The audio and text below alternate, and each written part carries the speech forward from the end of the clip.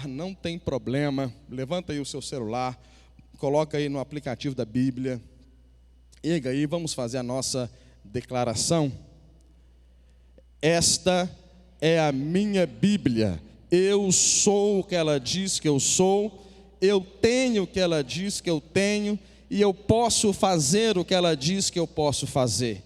Hoje eu serei tocado pela palavra de Deus. Eu audaciosamente confesso que a minha mente está alerta, meu coração está receptivo, eu estou pronto para receber a incorruptível, a indestrutível, sempre viva semente da palavra de Deus.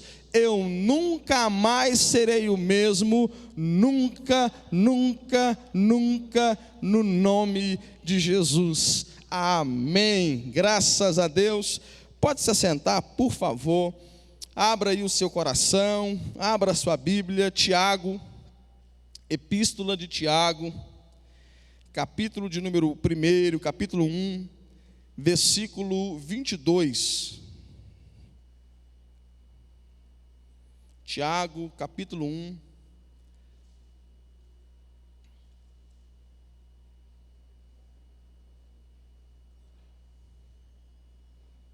Tiago, capítulo 1, versículo de número 22.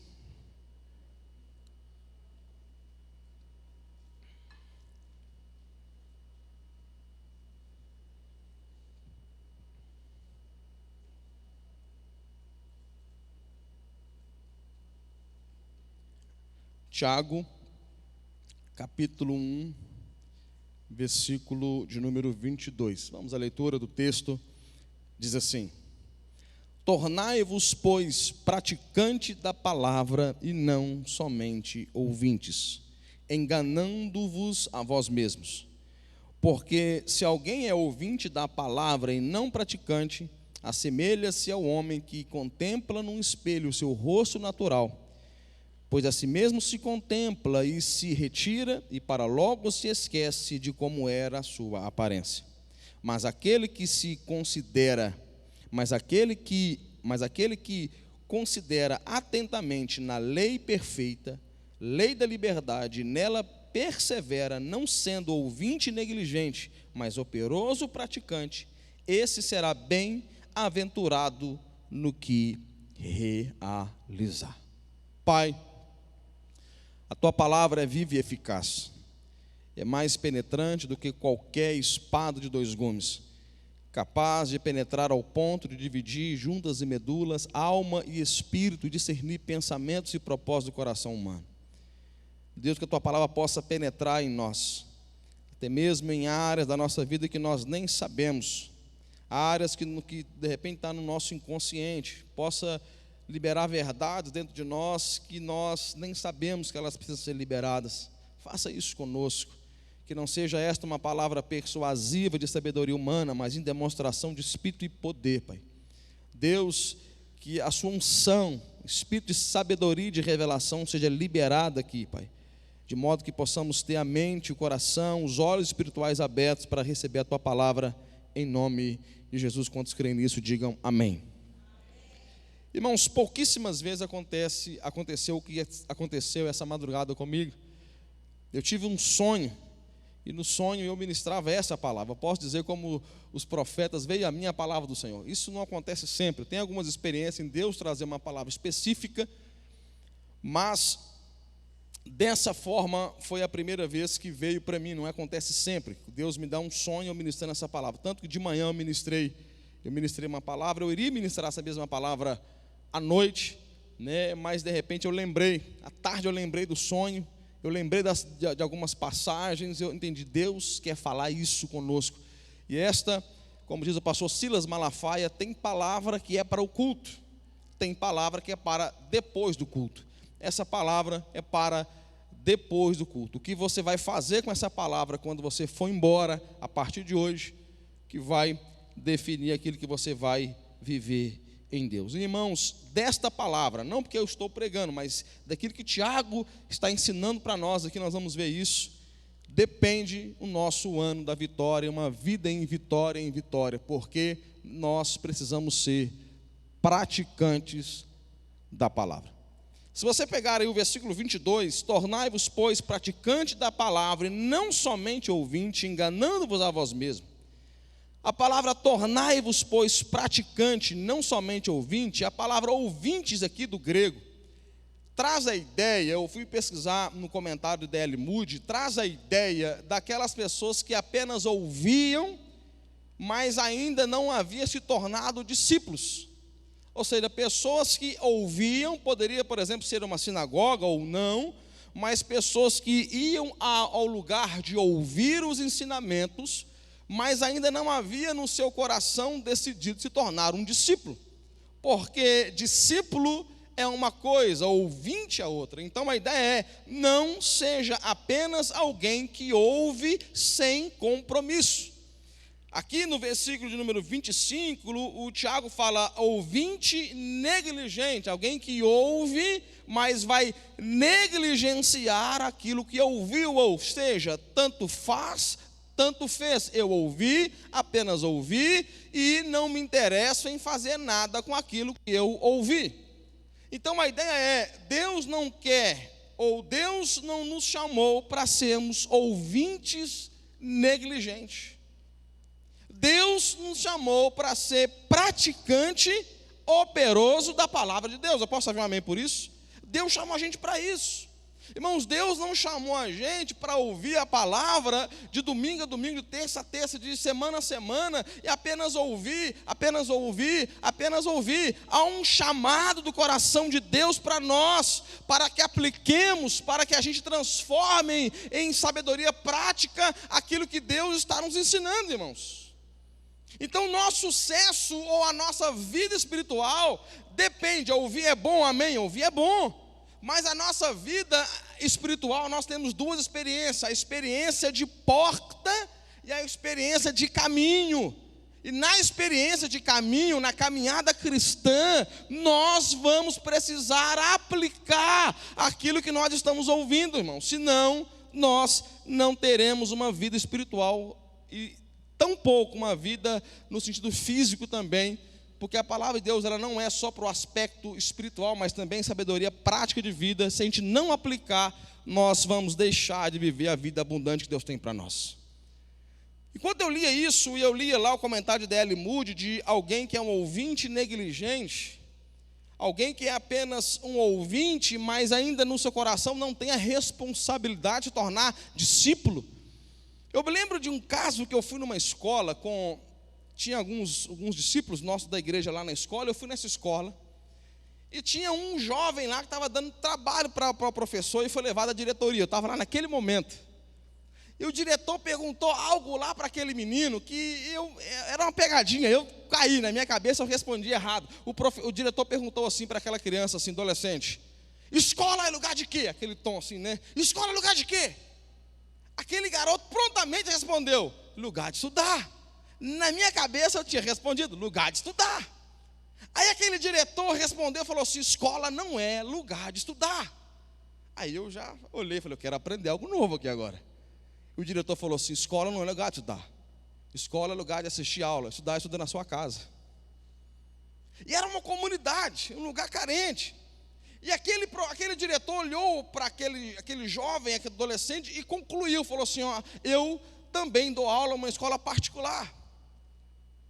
E a diferença entre vocês aqui da comunidade e os da escola particular é porque nós temos aqui alunos, e lá nós temos alunos e estudantes. Há uma cultura. Ele falou assim: há uma cultura, e eles fazem algo com aquilo que assistiu na escola quando chegam em casa. Aí eu saí daquele momento, fiz o que eu tinha que fazer com ele, obrigado e tal, mas eu levei aquele conhecimento para a minha vida. A ideia não é só a questão de a gente vir ouvir a palavra. A questão é o que você vai fazer com aquilo que você ouviu. A questão é o que você vai deixar que aquilo que você ouviu transforme você.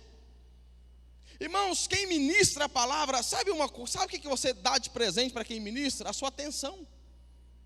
Sabe, uma das maiores formas de honrar um ministro é quando você está dando atenção para aquilo que ele está falando. Um outro nível maior ainda de você dar atenção é quando você toma nota daquilo que está sendo falado. Um outro nível é quando você ainda vai ruminar, vai chegar em casa e vai estudar aquilo que você aprendeu na igreja. Agora, o nível que Tiago quer que a gente chegue não é só de dar atenção, ou tampouco de anotar ou de ruminar, ficar ali insistindo naquilo para aprender mais, mas aplicar aquilo. O pastor Márcio Valadão tem uma frase que ele sempre, vários cultos repetindo para nós, só há aprendizagem quando há mudança de comportamento. O que os ensinos de Deus têm feito na sua vida prática? O que você está ouvindo na igreja? O que isso tem transformado você, tem afetado a sua vida? O quão da palavra de Deus você tem aplicado? Agora, nós sabemos que o Tiago está dizendo aqui, está ligado intimamente ao próprio ensino do nosso Senhor e Salvador Jesus Cristo. Ligado, intimamente ligado ao ensino do nosso Mestre Jesus. Se você só ouve e não pratica, você não é discípulo, é apenas ouvinte. Vocês estão comigo ainda? Se só ouve e não pratica, não é discípulo, é ouvinte. Se ouve e pratica, sai de ouvinte e passa também a ser um discípulo. Discípulo fala de imitador de conduta. Vamos ver palavras do próprio Jesus. Abra aí Lucas, por favor, corre lá, Lucas. Nada melhor do que Jesus ensinar. Nada melhor do que Jesus ensinando para nós. Ninguém melhor do que ele para ensinar, instruir a gente. Lucas capítulo 6, versículo 46. Lucas capítulo 6, versículo 46. Olha que pergunta. Por que me chamais Senhor, Senhor, e não fazei o que vos mando?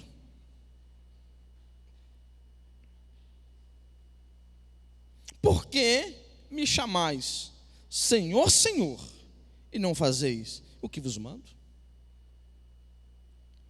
Por que vocês chamam Senhor, Senhor, e não faz o que vos mando? Jesus está dizendo isso.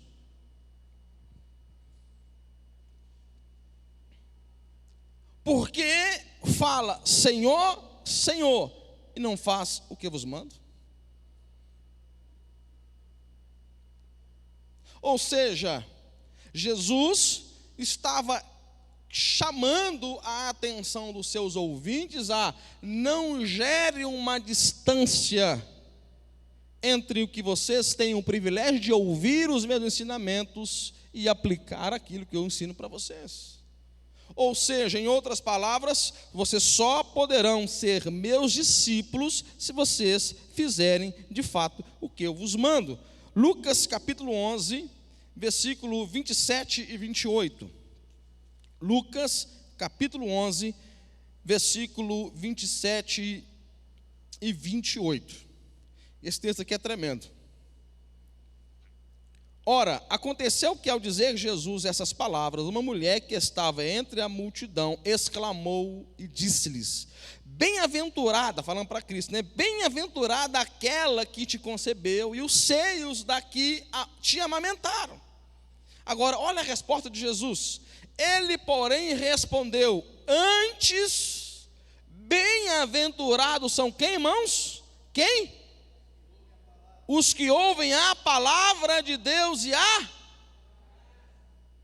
mulher exclamou, e parecia até bonito falar para Jesus: mestre, bem-aventurada a que te concebeu, bem-aventurada os seios que te amamentaram. De repente ele para e fala assim: não, antes, bem-aventurada, ou seja, feliz, mais do que feliz olha só, mais do que feliz são os que ouvem a palavra, e não só ouvem, mas guarda. A palavra não só entra nos ouvidos, mas a palavra vem ao coração. Amém?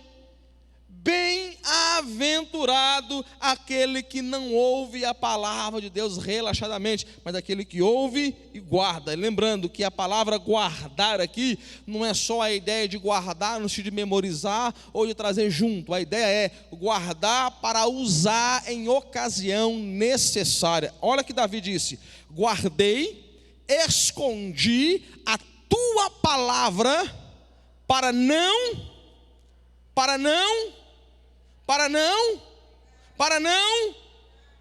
pecar contra ti. Ou seja, guardar de Davi é o que? No momento em que eu precisar da palavra para ela me defender na minha conduta, eu terei palavra para responder aquilo que vier contra mim. Amém? Amém? Lucas, capítulo de número 12, versículo de número 47 e 48. Lucas capítulo 12, versículo 47 e 48.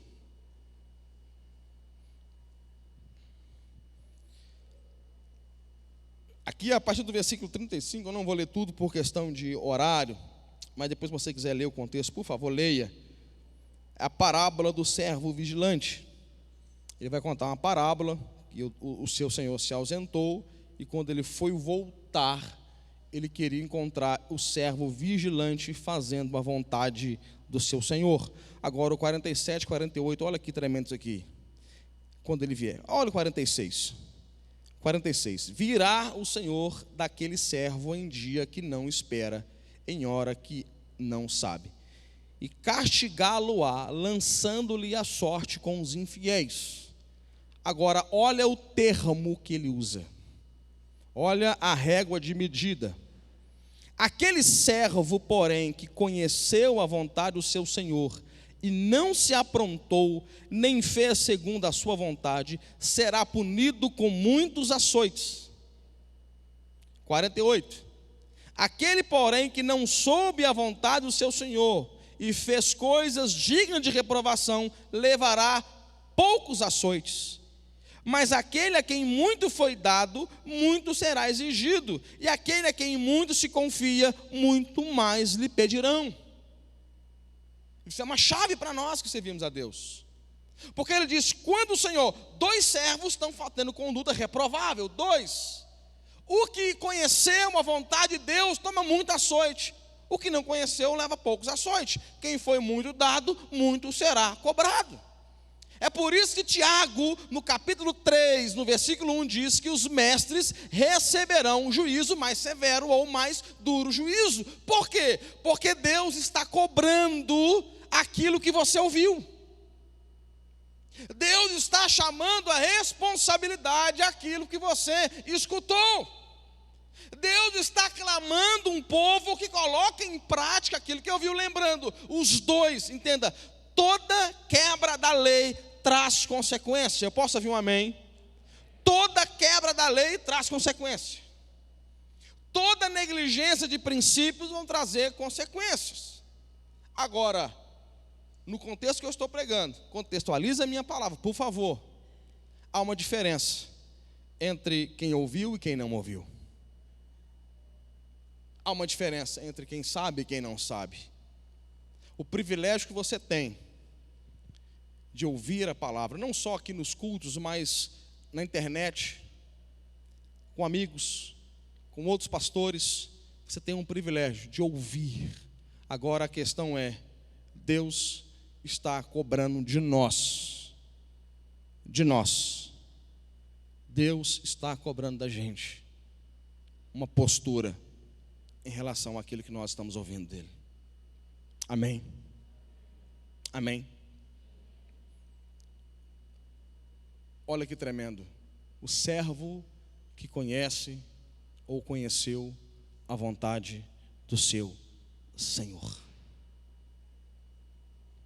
A pergunta é, onde está a vontade do Senhor para nós? Onde está a vontade de Deus para nós?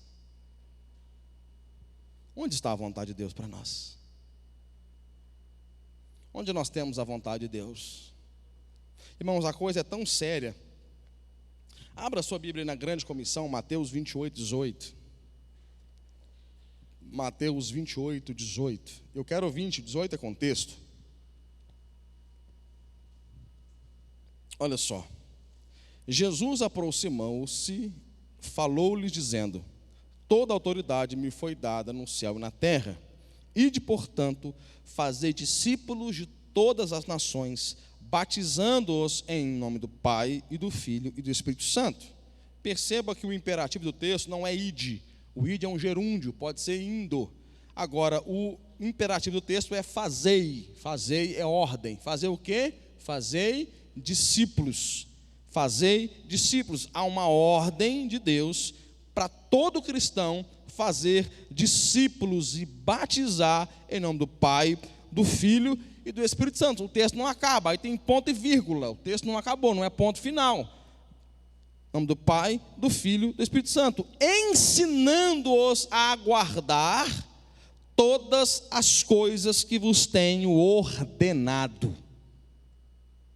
Então, a questão de obedecer a palavra, a questão de ouvir e guardar é tão importante, que Jesus já havia morrido na cruz, ressuscitado e num corpo em glória, foi encontrar com os seus discípulos, deu a grande comissão, o ide, fazei, batize, ele fala, ensine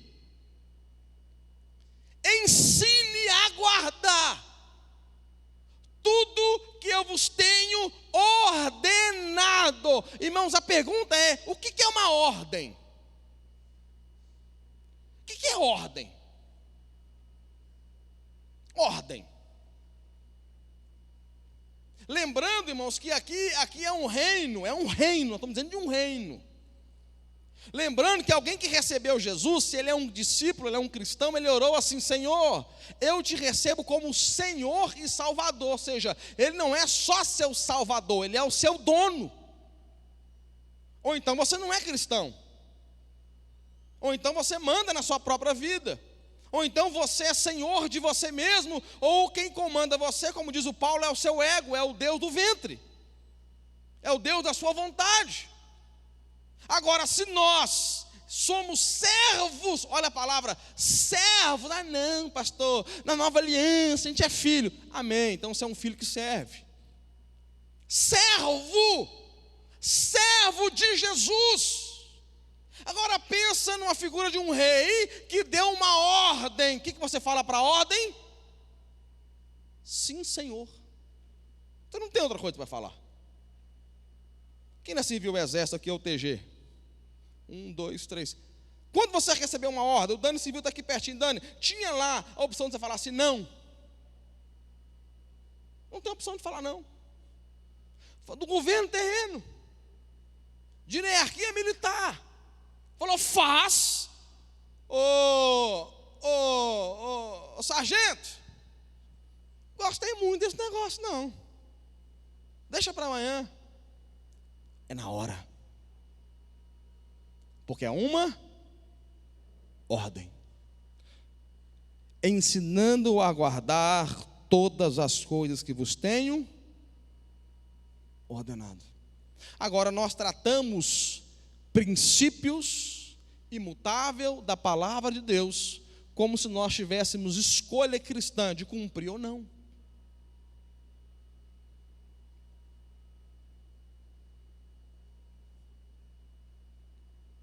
Ou a gente é servo, ou a gente não é servo.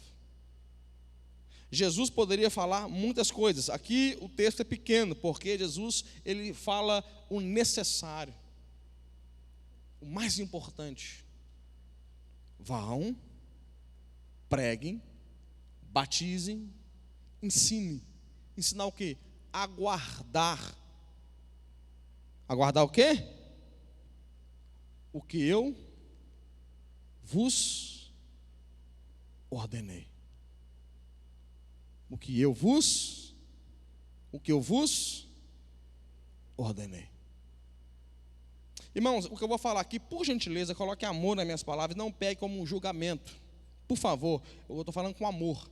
Às vezes a cara é feia, às vezes grita, mas é só questão de jeito mesmo, podia falar bem manso, tem nada a ver com raiva, tem nada a ver com julgar você, vou falar com muito amor e carinho, por gentileza. Se você é cristão e você não leu os evangelhos, pelo menos Mateus, Marcos, Lucas e João, para você saber pelo menos o que Jesus fez, onde ele andou, qual que é a cultura do reino, irmãos, por favor, não deixa passar. Eu ia falar esse ano, mas é muito, né, para ler só 4 livros. Não deixa passar esse ano sem você ler, por favor. Por favor, faz um bem para você mesmo. Agora, mais do que ler, fala assim: Deus, 2022 eu vou me esforçar muito, muito, muito, muito para cumprir aquilo que a palavra de Deus está mandando eu cumprir. Ela está mandando. Nós todo domingo levantamos a Bíblia e falamos: esta é a minha Bíblia, eu sou o que ela diz que eu sou, eu tenho o que ela diz que eu tenho, e eu posso o que ela diz que eu posso. Qual é a nossa autoridade? Palavra de Deus. A Bíblia é a nossa autoridade. Mateus 7, 21. Abre aí, Mateus 7, 21. Mateus 7, 21. Nem todo o que diz Senhor, Senhor, entrará no reino dos céus, mas aquele que faz a vontade de meu Pai que está nos céus. Nem todo que diz Senhor, Senhor, entrará no reino. Quem entra no reino? Quem faz a vontade do Pai que estás no céu. Irmãos, o que vai transformar a nossa vida, de acordo com Tiago, de acordo com os ensinamentos de Jesus, o que irá transformar a nossa vida, não é o quão nós estamos ouvindo, apesar que ouvir é importante. Eu acabei de dar um conselho para você ler. O que vai transformar a nossa vida é a conduta que você vai tomar a partir de hoje em aplicar a palavra de Deus. Sabe o que eu tenho visto, irmãos? Eu tenho visto, principalmente nessa época moderna, esse pós-modernismo, onde tudo está na tela de um celular. Eu tenho visto pessoas, até ímpios, que têm pegado princípio bíblico e aplicado e prosperado. E quando eu falo prosperidade, não estou falando de dinheiro, não. Estou falando de vida abundante. Está na moda a questão do coach. Quantos perceberam isso? Quem percebeu? Está na moda. Mentor. Nunca nasceram tantos mentores de internet como hoje. E a maioria deles, quando vai ensinar coisa para as pessoas, e muitas delas realmente funcionam, para muitas pessoas, realmente funcionam. Eu percebo o princípio bíblico, está ensinando Bíblia. Às vezes, pega a Bíblia e ensina. Só para você entender, esses dias eu fui ouvir um palestrante financeiro, um cara dando palestra de enriquecimento. Eu estava assistindo. De repente ele colocou uma tabela, um quadro, e ele começou a falar o que fazer com o dinheiro. Aí eu fiquei chocado, porque ele colocou assim: doação, 10%. Aí eu falei: mas 10% doação? Deixa eu continuar vendo. Aí ele falou assim, a palestra dele, ele falou: se você não doar pelo menos 10%, você vai se tornar uma pessoa avarenta. Se você quer enriquecer, quer crescer, aprenda o hábito de doar. Aí eu falei assim: cara, tem uma relação dos 10%, não tem condição de não ter. O mundo está entendendo que tem que cumprir princípio para viver promessa. Pessoas pegando princípio. Aí você vê coach olhando para o outro, olhando para a pessoa, fala: vive a vida abundante, faça isso, olha isso, trata assim a tua esposa, trata assim teu marido, faz isso com seu filho, ensinando coisas que estão na palavra. Porque as pessoas estão descobrindo que o cumprimento da palavra de Deus tem poder para transformar a nossa vida, mudar a nossa vida e gerar para nós vida abundante no céu e também na terra. Amém? Amém ou não? Quebra de princípio traz consequências. Volta lá, Tiago, capítulo de número 1, que nós lemos, versículo 23 e 24. A continuação aqui, ó. Eu parei no versículo 22, olha o 23 e 24. Porque se alguém é ouvinte da palavra e não praticante, assemelha-se a um homem que contempla num espelho o seu rosto natural. Pois a si mesmo se contempla e retira e logo se esquece de como era a sua aparência. A pergunta é, Tiago pegou, depois eu faço a pergunta, deixa eu pegar aqui, o espelho que revela as imperfeições do homem exterior, por fora, e colocou em contraste com o espelho que revela um homem interior. A pergunta é, será que você, ao se arrumar hoje para vir ao culto, você olhou no espelho? Olhou ou não? Os irmãos olham assim, pastor, você não sabe o quanto a minha mulher olhou no espelho hoje. Pastor, você não sabe quanto tempo a minha mulher ficou olhando no espelho antes de vir para o culto. Você olhou no espelho. Se bem que hoje os homens estão olhando também bastante no espelho. Hoje os penteados gastam um pouco mais de gel, de pomada, até secador. Agora, por que você olhou o espelho? Por que você simplesmente não colocou uma roupa e veio? Penteou o cabelo sem o espelho e veio? A pergunta é, por que você olhou no espelho hoje? Me ajuda a pregar? Qual a necessidade de olhar no espelho? Isso mesmo, todo mundo disse em uma só voz. Qual a necessidade de ter que olhar no espelho? Para ver se está bonito? Legal. Mais alguma coisa? Qual a necessidade de olhar no espelho? Por que a gente olha no espelho, gente? Principalmente quando vai se arrumar.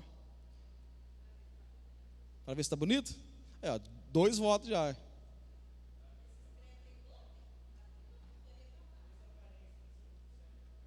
Ver a aparência, ver se está tudo certo.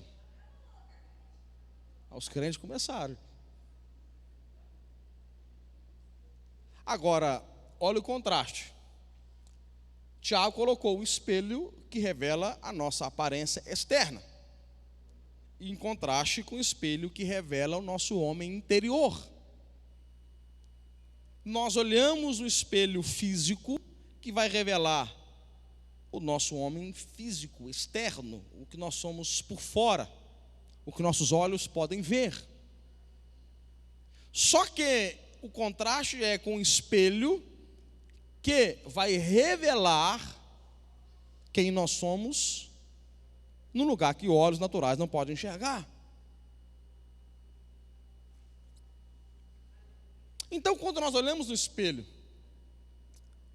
nós olhamos para quem nós somos, naquilo que os olhos podem ver, nós vemos beleza, como diz as irmãs, e vemos algumas imperfeições. Por isso algumas irmãs carregam um negócio chamado maquiagem, elas querem cobrir alguma coisa. Os irmãos também hoje estão fazendo isso. Primeiro presente que eu ganhei da minha esposa, irmão, isso é uma piada, deixa eu abrir um parênteses para contar uma piada. Primeiro presente de namorado, primeiro, ela chegou lá em casa, chegou para me entregar um negocinho, quando eu abri, era uma pomada para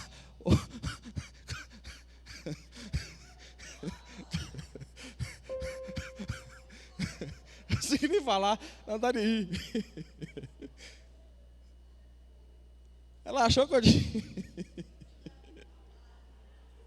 falei, filha, você me desculpa, não dá para usar um negócio desse, não. Olheira, irmão, olheira. Trabalhava muito cedo, levou um negócio de olheira. Ela viu que eu não estava vendo no espelho, amém. Então a gente olha no espelho. Agora, da mesma forma que nós olhamos no espelho, nós temos um espelho que nos revela por dentro. Nós temos um espelho que mostra quem você é de verdade, quem eu sou de verdade. E Deus às vezes revela o nosso coração. Ele já sabe quem nós somos, Ele revela para nós. Sabe, irmãos, que interessante? Deixa eu dar um exemplo aqui, por exemplo, como o Alcoólicos Anônimos. São Paulo tem? Existe uma regra lá que fala assim: o primeiro passo para você se libertar do álcool é reconhecer que você é um alcoólatra. Em outras palavras, se você não reconhecer, se você for um alcoólatra que fala que bebe socialmente, você não consegue ser liberto, porque você não vai precisar de libertação na sua própria ótica. Estão entendendo o que eu estou dizendo? Sim ou não? Sim ou não? Então, quando alguém, por exemplo, alguém que só a caráter de exemplo, alguém fala assim, alguém que é um alcoólatra de verdade, precisa de ajuda, ele fala: não, eu bebo socialmente, bebo todo dia, toda hora, socialmente, bebo socialmente. Essa pessoa não se abre à mudança. Vocês estão comigo? Elas não se abrem para um trabalhar de Deus. Não se abre. Agora, qual é o primeiro passo para a mudança? É quando a pessoa olha para dentro dela e fala: eu preciso de ajuda. É por isso que alguém disse assim: a melhor mensagem pregada não é a mensagem que você sai alegre com o pregador, é a mensagem que você sai triste com você mesmo. Porque quando você sai da igreja triste com você, vai gerar mudança. Qual que é a tristeza que a gente tem com a gente? A gente olha para a pregação, olha para a Bíblia, ela expõe o nosso coração, ela revela quem nós somos. Deus já sabe para nós mesmos, e então nós ficamos com raiva da gente. Então a gente vai para o culto como aquele judeu batendo no peito, dizendo assim: como eu sou miserável, poxa, eu preciso mudar. Aí você vai embora, batendo no seu peito, falando assim: cara, eu tenho que mudar de vida. Aí você fala: cara, eu não posso mais ficar ano após ano sendo ouvinte de igreja. Eu não posso mais ficar só frequentando uma igreja. Eu não posso só ficar entrando e saindo da igreja. Eu não posso só ir e ser negligente. Eu não posso só ficar ouvindo. Eu tenho que transformar a minha vida. Eu tenho que mudar essa minha vida. Então gera raiva na gente. A gente vai embora indignado com a gente. O coração é revelado pelo Espírito das Escrituras, e a gente passa de ano, fogos e tal, e música, e batismo, e tal, e bexiga, e tudo. Mas você vai embora, e em algum lugar lá dentro de você tem uma revolta, assim: eu não aceito mais viver o mesmo ano, da mesma forma, com a mesma espiritualidade vazia, com a mesma frieza. Não aguento mais. E quando é que as mudanças começam? Exatamente nesse cenário. Alguém diz que mudanças, uma das formas de mudar é forte impacto emocional. Deus vem e revela a gente. Aí você olha: uau, eu não sou tão bonito assim.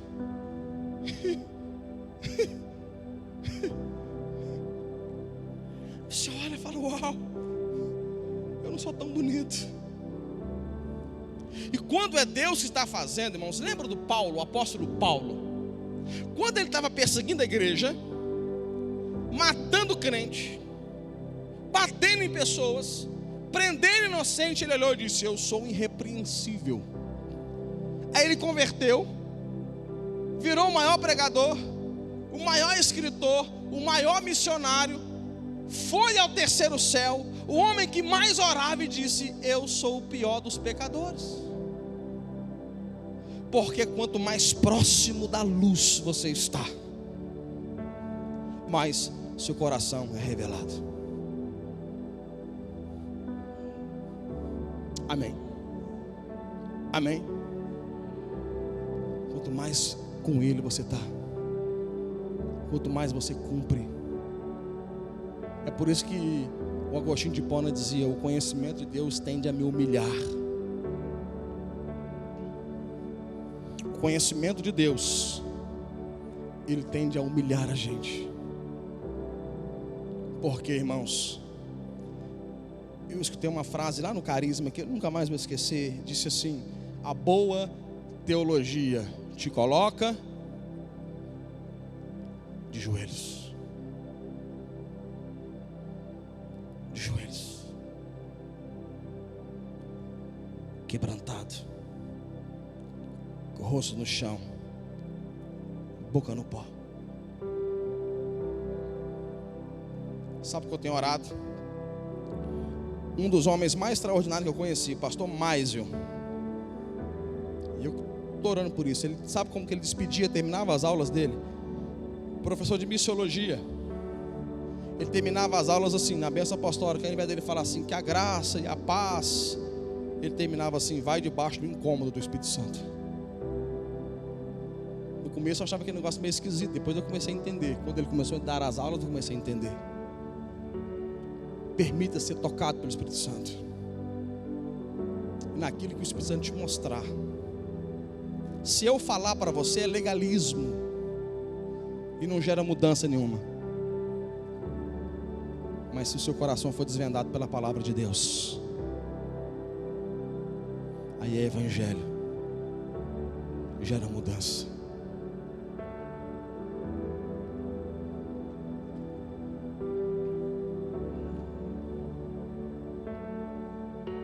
Quais mudanças você precisa fazer para 2022 na sua vida espiritual?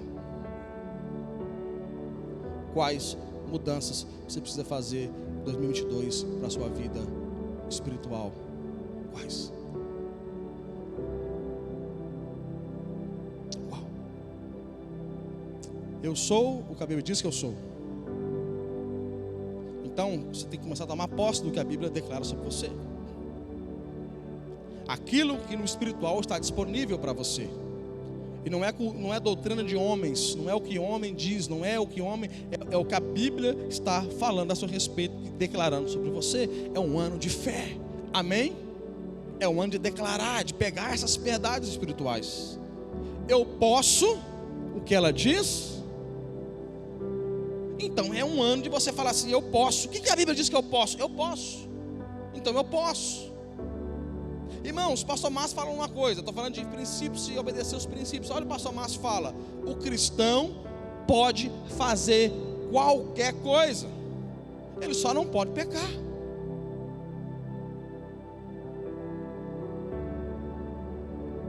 Ah, mas o cristão não, ele pode tudo. Ele só não pode pecar. A gente olha errado, irmãos. A gente olha para Deus errado. Ah, eu não posso fazer nada. Você pode fazer tudo. Tem muita coisa boa para fazer. Amém? Olha a mudança. Deus falou assim: Adão, você pode comer de toda árvore do jardim. Toda árvore. Toda. Não coma de uma. Eu fico perguntando quantas árvores devia ter no jardim. 2 eu sei, conhecimento do bem e do mal, árvore da vida. Agora e o resto, quantas devia ter lá? Adão poderia desfrutar de tudo com Eva. Árvore de todas as espécies, frutas, de tudo.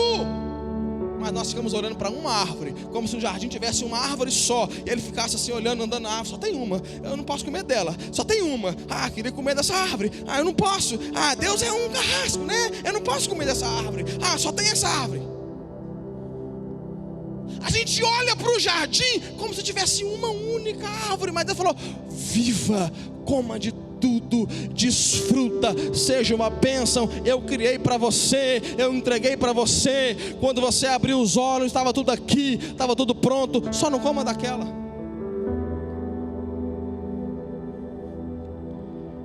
O cristão pode fazer tudo, só não pode pecar. Tem criança aí? Tampa o ouvido, eu tenho que falar. Eu vou falar, infelizmente ouve em qualquer lugar. Não vou falar muita coisa pesada não. Isso é pesquisa, tá, gente? Isso é coisa séria. Descobriram-se que os casais casados que fazem menos sexo no casamento foram os que mais faziam sexo no namoro. E quem está falando isso não é pastor Nilson, comedor de arroz e feijão, analfabeto de pai e mãe não.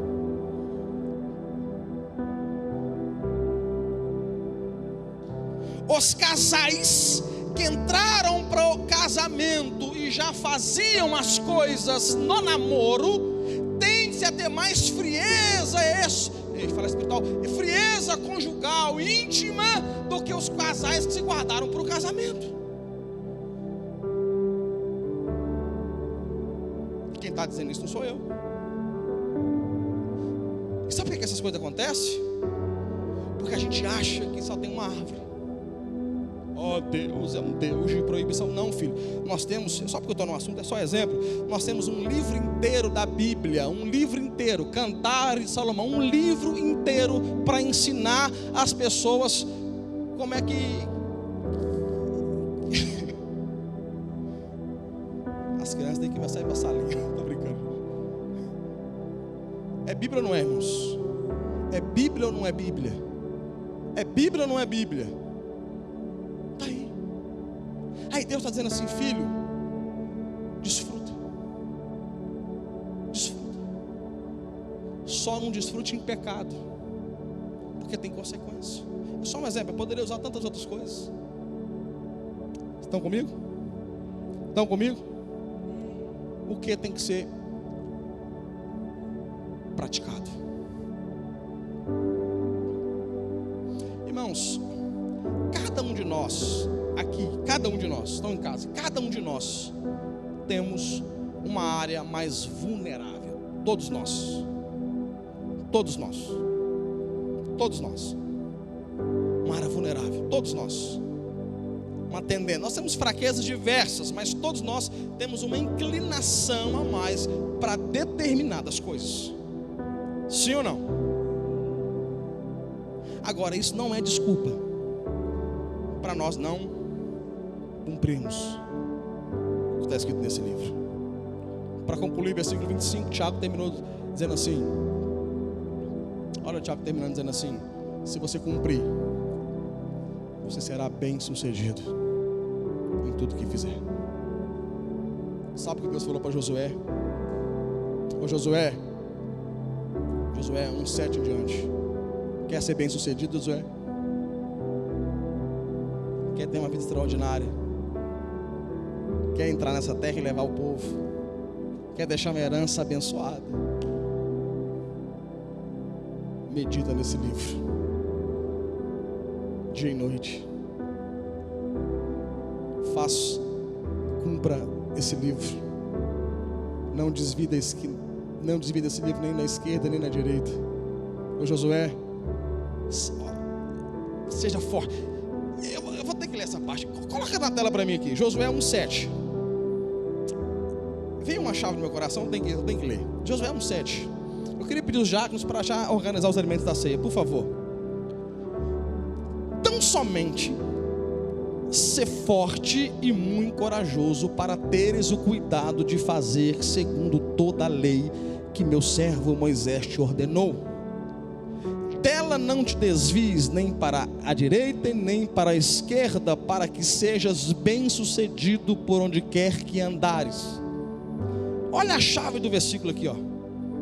Isso aqui veio, eu parei para ler. Seja forte e corajoso. Toda vez que eu pensava ser forte e corajoso, sabe onde a minha cabeça ia? Ir lá lutar com um gigante, ir lá derrubar gigante, ir lá derrubar a muralha. Mas olha o texto: tão somente ser forte e muito corajoso para o quê, irmãos? Para o quê? Para quê? Teres o cuidado de fazer segundo toda a lei que meu servo Moisés te ordenou. A coragem que Deus pediu para Josué não foi coragem para enfrentar gigante, não foi coragem para derrubar muralha, foi coragem para ser homem suficiente para cumprir a lei de Deus. Ah, ninguém entendeu, vou ter que repetir isso. Nós vamos ter coragem para cumprir esse livro. Ô Josué, tenha coragem. Para quê, Senhor? Coragem para cumprir esse livro. Irmãos, nos dias de hoje, principalmente, se você quer cumprir esse livro, você vai ter que ter coragem. Ah, pastor, eu não posso ofender ninguém, né, pastor?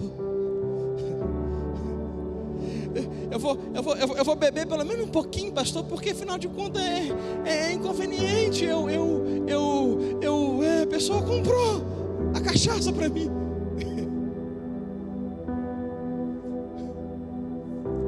Eu fico até brincando, já brinquei isso aqui, os irmãos já viu. A gente evangélico fala assim: vou preparar uma festa secular, porque meus amigos não são crentes, meus parentes não é crente.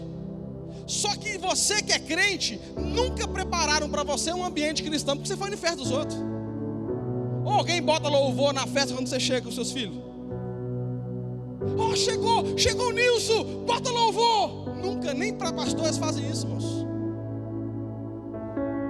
Aí eu tenho que colocar, não, vamos encher a casa de bebida, vamos encher a casa de charuto, de uísque e tal, porque os meus parentes não servem a Deus.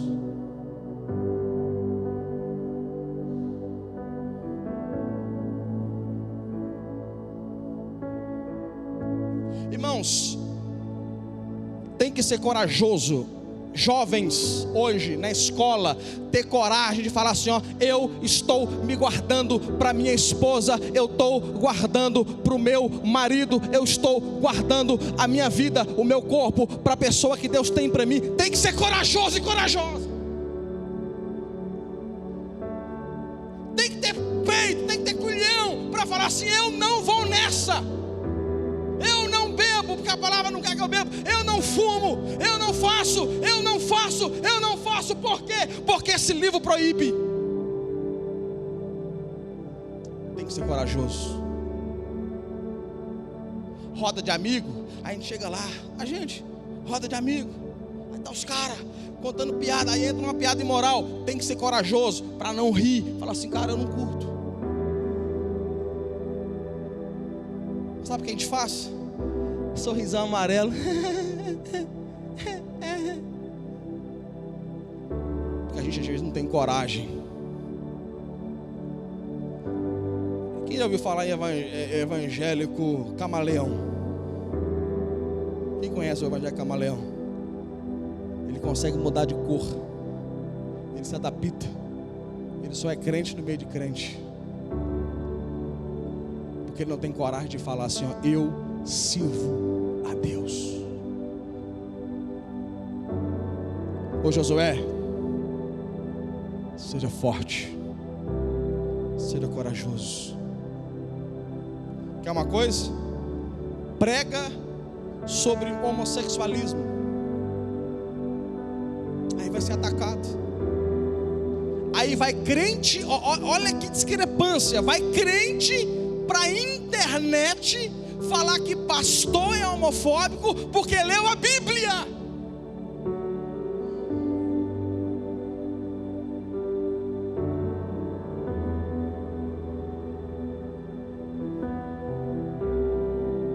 Estão comigo ou não? Pastor é intolerante. Por que intolerante? Porque ele leu um texto da Bíblia.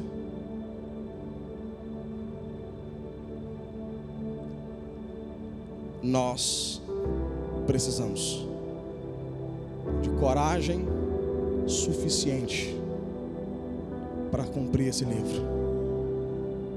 Amém? Fique em pé, por favor. Queria convidar os diáconos para servir os elementos da ceia.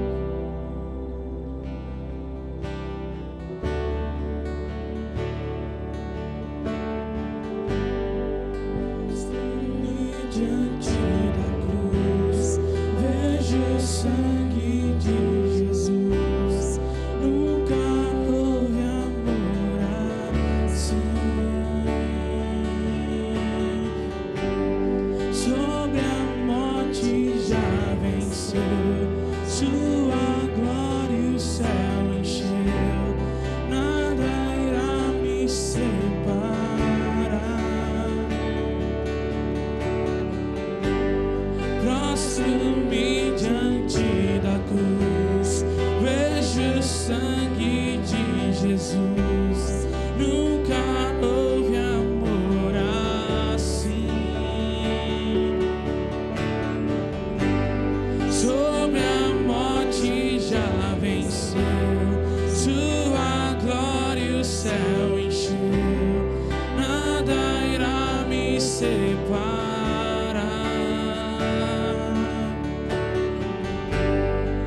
prostro-me diante da cruz, vejo o sangue de Jesus. Nunca houve amor assim. Sobre a morte já venceu, sua glória o céu encheu. Nada irá me separar.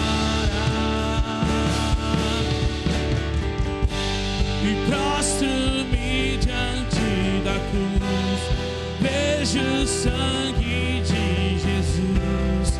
Nunca houve amor assim. Sobre a morte já venceu, sua glória o céu encheu. Nada irá me separar. E o véu rasgou, o caminho abriu, tudo consumado está. O véu rasgou, o caminho abriu, tudo consumado está.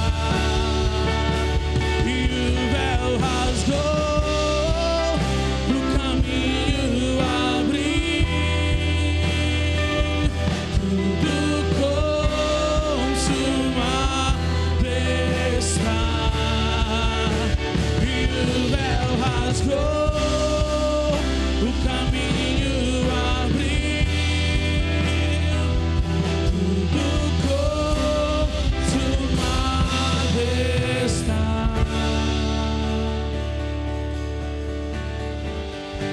E prostro-me diante da cruz, vejo o sangue de Jesus. Nunca houve amor assim. Sobre a morte já venceu, sua glória o céu encheu. Nada irá me separar.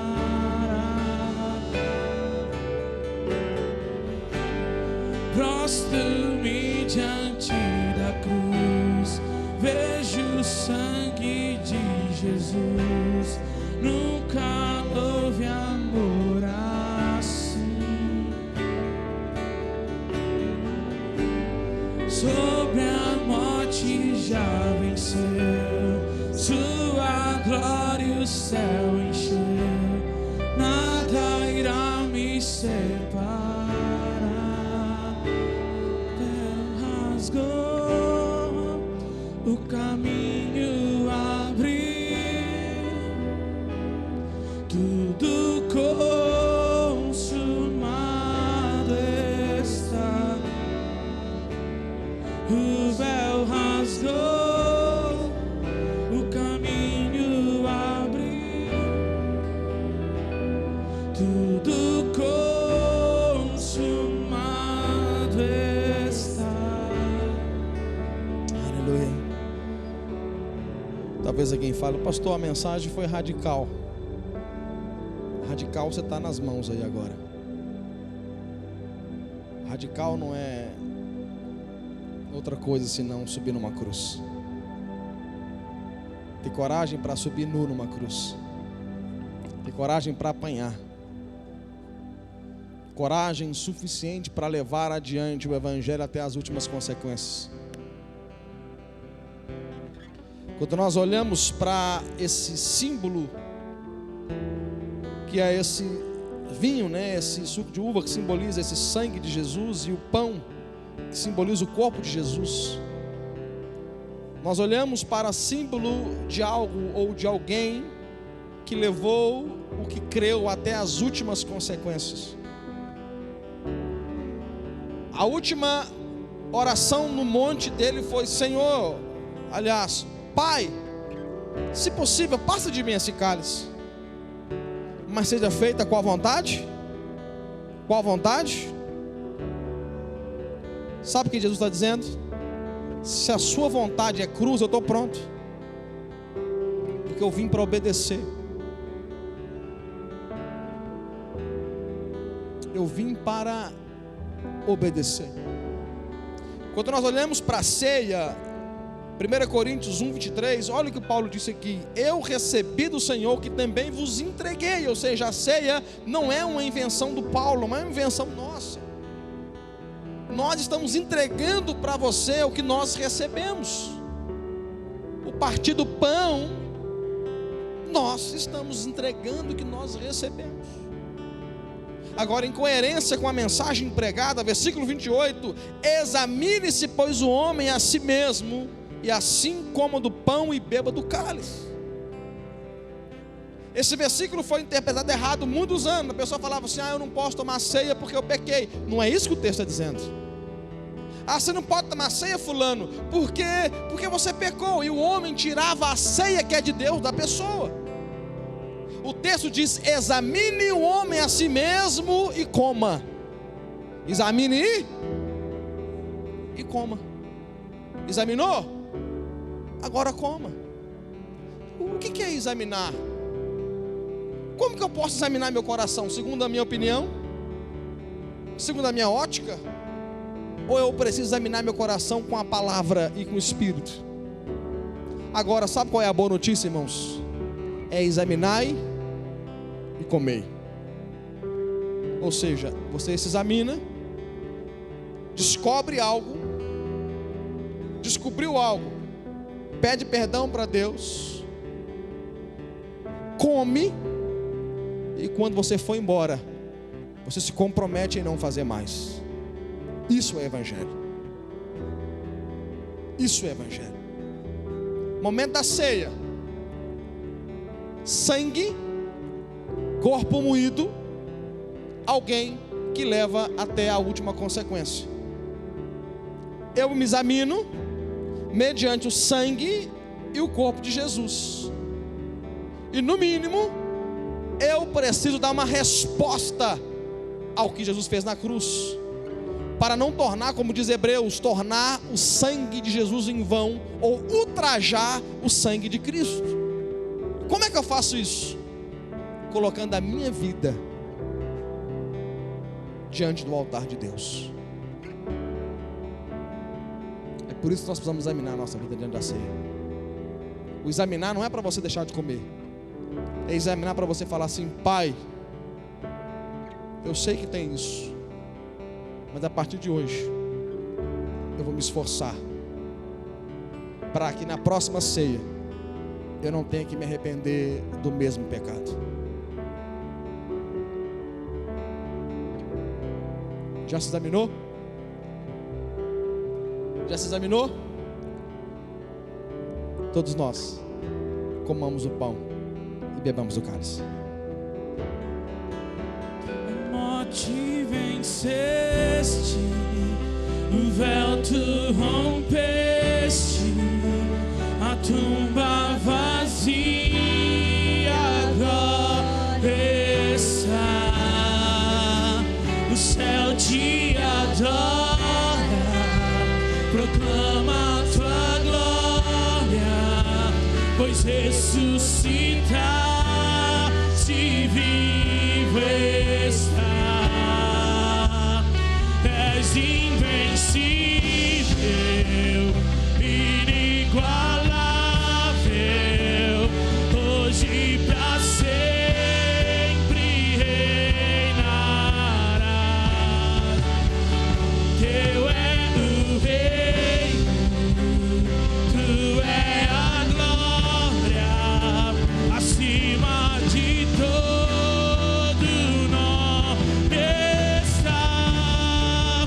Poderoso esse nome é, poderoso esse nome é, o nome de Jesus, meu. Poderoso esse nome é, maior que tudo ele é. Poderoso esse nome é, o nome de Jesus.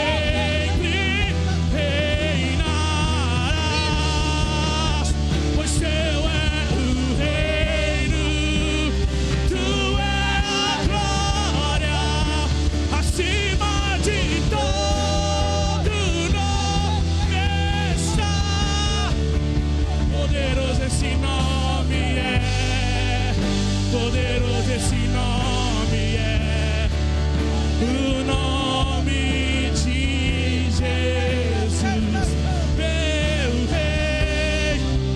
Poderoso esse nome é, maior que tudo Ele é. Poderoso esse nome é, o nome de Jesus. Poderoso esse nome é, poderoso esse nome é, o nome de Jesus. Poderoso esse nome é, maior que tudo Ele é. Poderoso esse nome é, o nome de Jesus.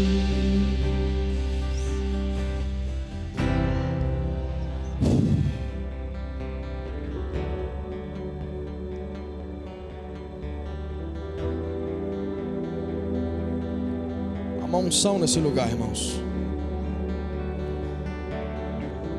Há uma unção nesse lugar. Eu sinto como que o Espírito Santo tocando pessoas aqui. Eu sinto como que o Espírito Santo gerando em você algo novo.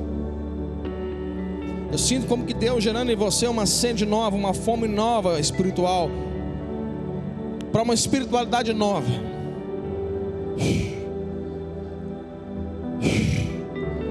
Eu sinto como que Deus gerando em você um desejo de mais dele, mais das coisas espirituais.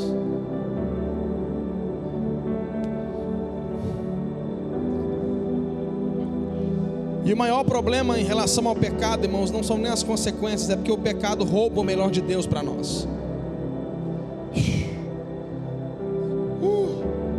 É por isso que todo avivamento, todo avivamento nasce em ambiente de arrependimento.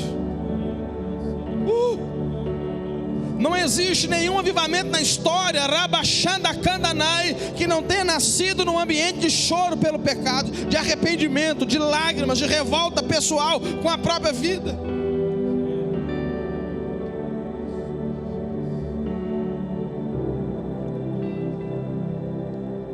Sim, Espírito Santo. Sim, Espírito Santo. Sim, Espírito Santo. Nós queremos o teu avivamento e o teu despertamento. Sim, Espírito Santo.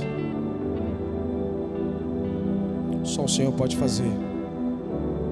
Só o Senhor pode nos convencer do pecado, da justiça e do juízo. Assim como eu tenho certeza que essa mensagem o Senhor trouxe para essa igreja, para esse tempo, para esse momento. Espírito Santo, a partir de agora é o Senhor. A partir de agora é o Senhor. Em nome de Jesus. Eu quero fazer essa última oração, nós vamos terminar o culto. Eu queria que você colocasse a mão na altura do teu peito. Se você puder fechar os seus olhos. Ore após mim dizendo: Senhor Jesus, vence essa máscara. Ora assim: Senhor Jesus, eu abro o meu coração e eu reconheço que sou pecador e não posso salvar a mim mesmo, mas arrependido, eu te confesso como meu Senhor e meu Salvador. E eu, Jesus, que havia me desviado, arrependido eu volto, na certeza que o Senhor me recebe de volta. Eu quero fazer essa última oração, vou orar por você. De repente você entrou aqui hoje e você orou pela primeira vez: Jesus, entra na minha vida. De repente a sua oração foi: Pai, eu estou me reconciliando com o Senhor. Se você está orando pela primeira vez, recebendo Jesus como seu Senhor e Salvador, ou você que está reconciliando com Jesus, eu quero orar por você, eu quero orar sozinho agora. E para eu orar por você, eu quero identificar você. Eu quero um sinal da sua parte. Eu quero que você levante bem alto uma das suas mãos. Se você está reconciliando com Jesus ou está recebendo Jesus como seu Salvador, eu quero um sinal da sua parte. Eu quero que você levante bem alto uma das suas mãos. Pastor, eu sou essa pessoa. Eu vim aqui e Deus está me tocando para eu voltar para a casa do Pai. Pastor, eu quero receber a Jesus como meu Salvador. Eu quero orar por você. Tem alguém? Dá um sinal com a sua mão para eu reconhecer você, identificar você onde você estiver. Temos alguém? Não temos aqui? De repente você na sua casa, você está reconciliando com Jesus ou recebendo a Jesus agora como seu Salvador. Em algum momento nesse culto apareceu o nosso telefone, e ele é o WhatsApp. Envia uma mensagem para nós. Nós queremos chegar até você. De repente, se você for de uma outra cidade, queremos indicar uma lagoinha aí mais próximo da sua cidade, da sua casa. Se você é de um outro país, nós temos uma lagoinha aí no país que você estiver. Então nós queremos indicar para você que você seja cuidado e pastoreado em nome de Jesus. Amém. Vamos embora, irmãos? Só lembrando, amanhã 19 horas temos oração aqui na igreja. Terça-feira 20 horas temos o culto fé. Sábado 19h30 já voltou com toda força, todo vapor, o culto Legacy. E domingo, como sempre, às 10 e às 18 horas. Que a graça do Senhor Deus, o Pai, a comunhão do Filho e a consolação do Espírito seja sobre a sua vida. Vá em paz. Deus abençoe. Uma semana abençoada, uma semana de vitória, em nome de Jesus.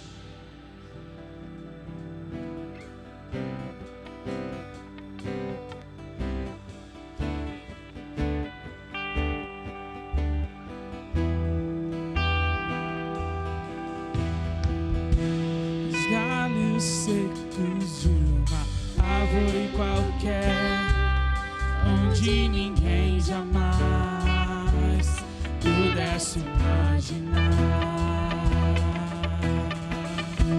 O Criador vê uma flor a brotar. Olhai, olhai, olhai, os lírios crescerão nos campos, mas o Senhor, nosso Deus, o Senhor